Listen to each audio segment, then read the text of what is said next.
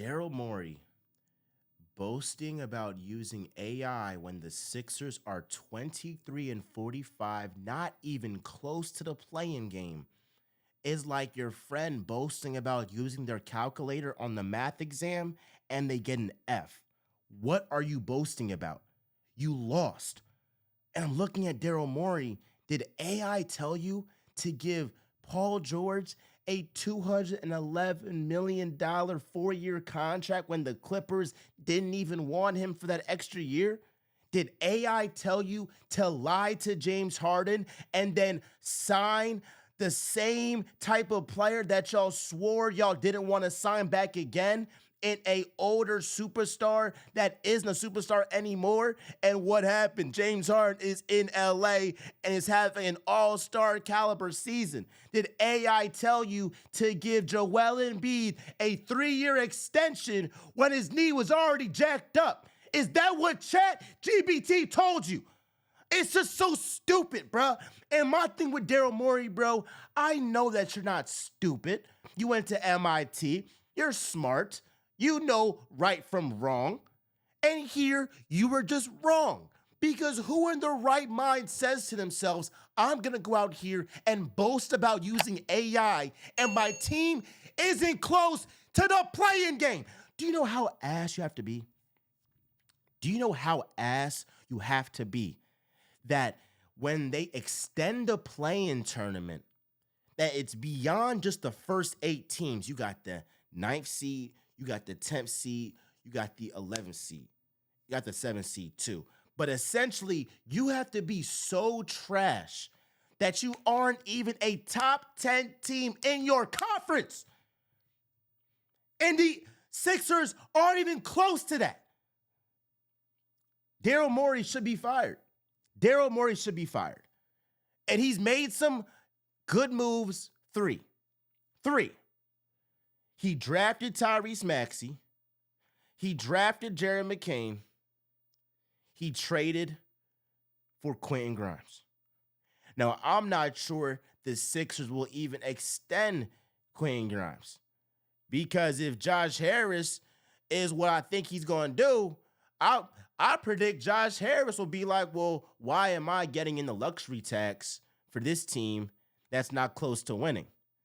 Now, I ain't going to lie. If they don't re-sign Quentin Grimes, it might be some riots in Philly on this team. And again, like we've said before, the Sixers should be very, very thankful that the Eagles won the Super Bowl. Because imagine if the Eagles lost in the Super Bowl. Imagine if they had a disappointing season coming off the Phillies having a disappointing postseason, and then you come to basketball season and the Sixers are the biggest disappointment, at worst number 2. Number 2 to the Phoenix Suns. Because I'll give you this, the Phoenix Suns, they've been healthy and they've been ass. That's abomination. At least the Sixers can say, we haven't been healthy, right? So I guess y'all can be what? I guess I said at worst. At best, the Sixers are the second most disappointing team in the NBA to the Phoenix Suns. But it's so wild, it's so diabolical, it is so crazy for this guy in Daryl Morey to look the guy in his eyes, Paulo Torre, and say, yeah, I use AI for my moves. Maybe you should watch the game. Maybe you should watch the game. And there's guys like Daryl Morey that are the reason why the NBA, all they do is shoot threes all freaking day. And them ratings are down because y'all are too hype into these analytics, into AI, and it's not enough people watching the games and saying, hey, let's shoot the mid-range.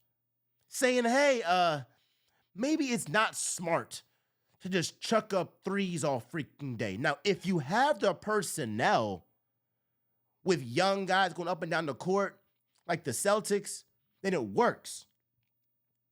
And I'll be fair, I did not think that the Celtics could keep up that formula and win, but they've shown that they can win that way. But Daryl Morey has constructed a roster of old has-beens. Respectfully, Kyle Lowry was a great player at one point, a very good player at one point. He ain't like that no more. Reggie Jackson, he was nice on OKC. He was nice on the Pistons. He's not that no more. Eric Gordon, oh my gosh, Daryl Morey loves himself some Eric Gordon. It's not Houston. I think Eric Gordon's injured right now.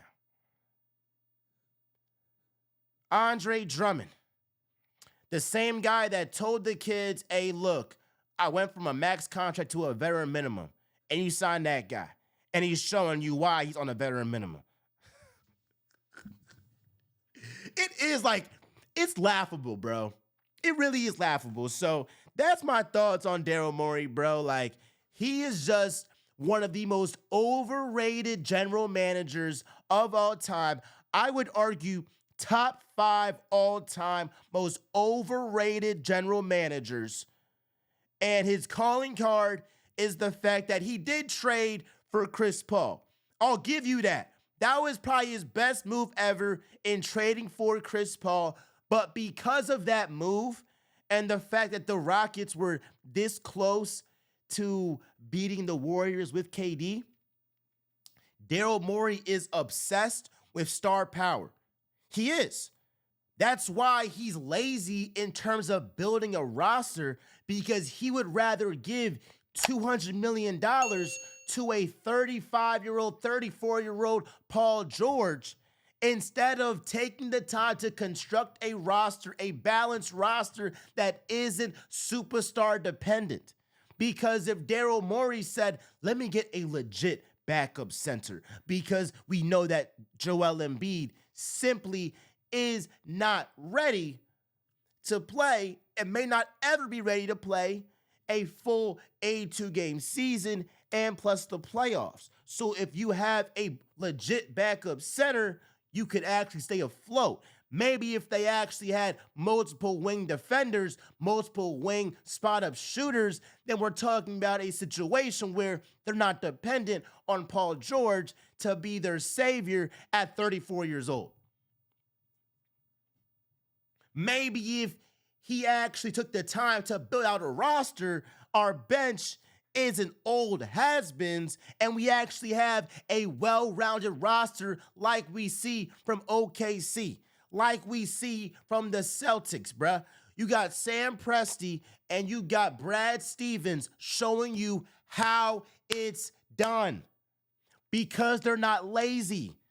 Daryl Morey's that guy that he buys Bitcoin and tries to sell that joint off immediately, bro. He buys Doge and tries to sell that joint off immediately, bro. Bruh, how about you really wait it out? Wait it out.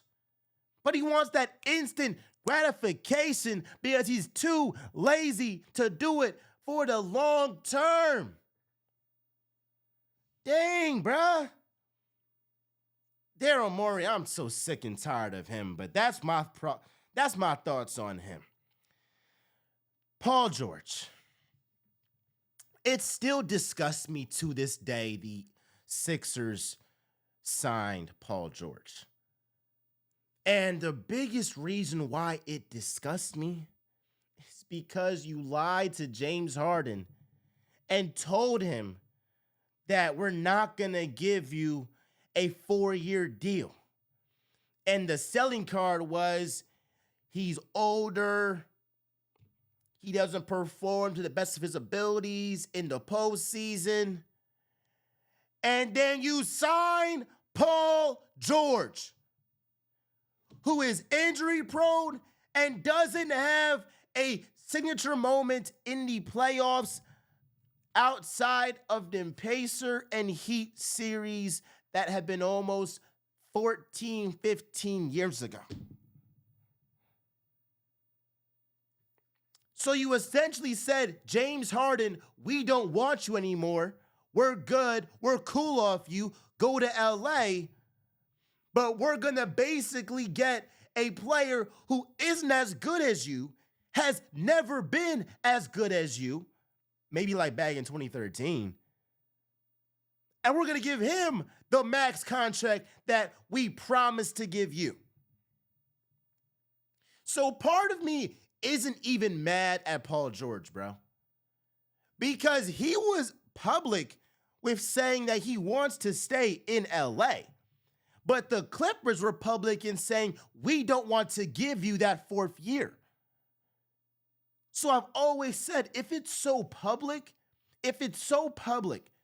that this guy is only coming to you for money and he is 34 years old, you have to be crazy to give him the money. You have to. And we called this from the start. I said I would rather have OG Anunoby. I would rather have Mikal Bridges. Now, when the Knicks jumped us to the gun and they went ahead and got both of those guys, was like, dang, bruh. But there was an opportunity for the Sixers to trade Joel Embiid to the Knicks for a whole bunch of picks. And that would have been a freaking heist from the Sixers. I'm trying to tell you, you got to trade these guys a year early versus a year late. And now the Sixers have 2 superstars, one superstar, one former superstar that are on one of the worst contracts in NBA history. Paul George this season's averaging 16 points. That's the 4th lowest of his 15-year career. And he has now been ruled out for this season. And it was doomed after he had that hyperextended knee. It was doomed since then. And now this guy got some pain injecting stuff in his knee just to play for a team that's nowhere close to a championship.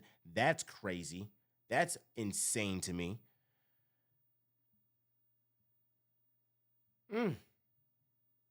I don't know. Part of me is thinking Paul George isn't washed because I saw a guy at Al Horford at 33. The Sixers made him look washed. And at 38, he's playing better with the Celtics than he did with the Sixers. I'm looking at James Harden. They said he was washed. We don't need him. And he's having an all-star caliber year with the Clippers. And some way, somehow, they're in the playoffs. Oh, Tobias Harris. This one hurts the most because he was the guy that with the Sixers, he had that 0 points in that game 6. And we was like, yo, we will trade you for a crumble cookie. Well, guess what? He goes to Detroit and then he leads this team to have one of the biggest turnarounds ever, led by him as a veteran presence. Obviously, Cade and JB Bickerstaff is having himself a freaking season, bruh. But best believe Tobias Harris is a positive player in terms of turning that team around. So part of me is thinking to myself, watch the Sixers trade Paul George, and because it's such a bad contract, they have to attach a 1st-round pick. And watch this happen. He goes to the Miami Heat. He goes to Golden State. I don't know, whatever. And then he starts to go back to what he was in LA because the Sixers, they either got bad voodoo, they either got some wishy-washy stuff over there. It's a terrible organization. And we have seen time and time again, guys that look like they're done, they leave the Sixers and they have career years and they turn their careers around. So part of me is like, hey, maybe Paul George, maybe he ain't washed.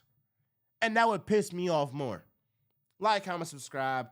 That's my thoughts on it. Tank. But there is this one guy, bro. He's on St. John. It's my last point. Yeah, I like this guy a lot. No Diddy. If I'm the Sixers and they get that top 6 pick by losing, by tanking, we need y'all to do that because you can't have this abysmal season and give your pick to OKC. That would be an abomination. But let's just say the Sixers, they have a top 6 pick, right? But it's not 1 or 2 for Cooper Flag or Ace Bailey. I'm drafting this guy, RJ Luis Jr. I'm drafting that guy, bro. I am. Because I saw him in that Big East championship put on a show. He's the Big East Player of the Year for a reason. 6'7", got a handle, can shoot, can drive to the basket. He can do everything offensively, bro. And led by a guy in Rick Pitino that gave him that grit, that hard work that he already had before him. But I'm just saying Rick Pitino just instilled that more in him and made him feel his full potential. All I'm saying is if I'm the Sixers, I get that guy on the wing. I get that guy on the wing. And you play these young guys. And then you got Tyrese Maxey, you got Jared McCain, you got RJ Luis Jr., you got Quentin Grimes, all 2. Man, you got a young nucleus right there. And I'm not worried about Joel Embiid and Paul George, bruh. I'm not. I'm worried about getting young. Look at what the Eagles are doing. And do that. Like, comment, subscribe. I love y'all. Appreciate y'all.